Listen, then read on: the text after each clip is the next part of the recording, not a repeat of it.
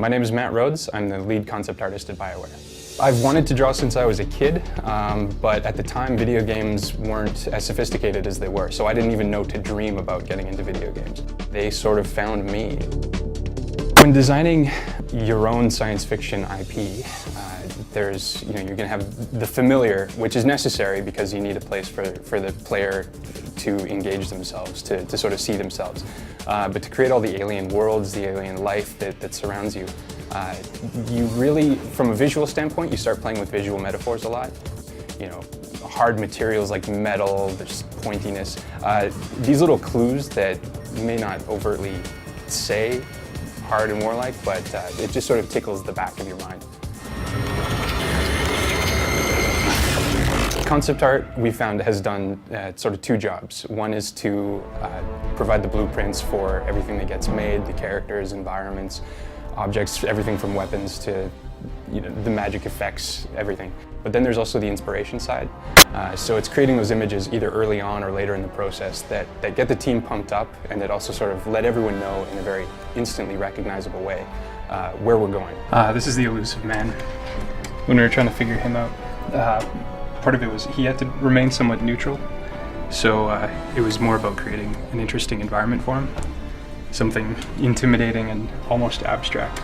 So it's just him sitting on his chair watching a star die. A bartender character, you can maybe draw a couple images, you pick one, you're going to be okay. But when it comes to, Commander Shepard or one of your party members, or especially villains go through the most iteration by far. Because so much hangs on these guys. They're going to be with you at the dramatic moments. I've probably drawn hundreds of helmet variations. Party members go through at least 50. We go through 5 stages at least of development, each one having 10 different concepts at least. The things that get frustrating are when you're on your 100th helmet, your 200th helmet, suddenly you just can't look at them anymore.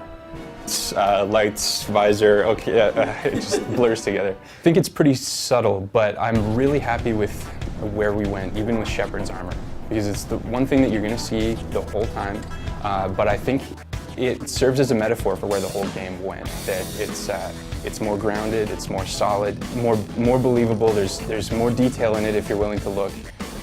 The design overall, it's just so much more resolved.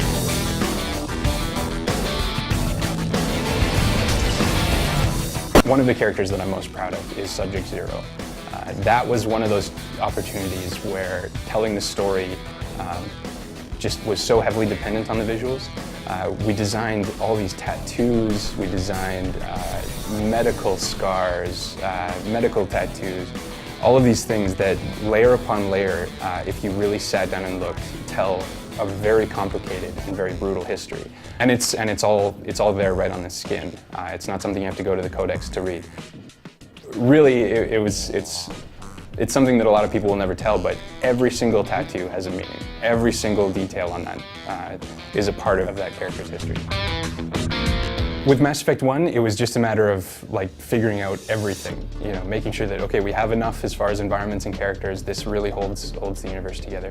We knew that we were going to make Mass Effect 2 and Mass Effect 3, and so in a way I think that made it not easier, but we push ourselves as hard as we can every time, almost so that we know that the next time around we have to work even harder. Mass Effect 3, we are all expecting great things from ourselves.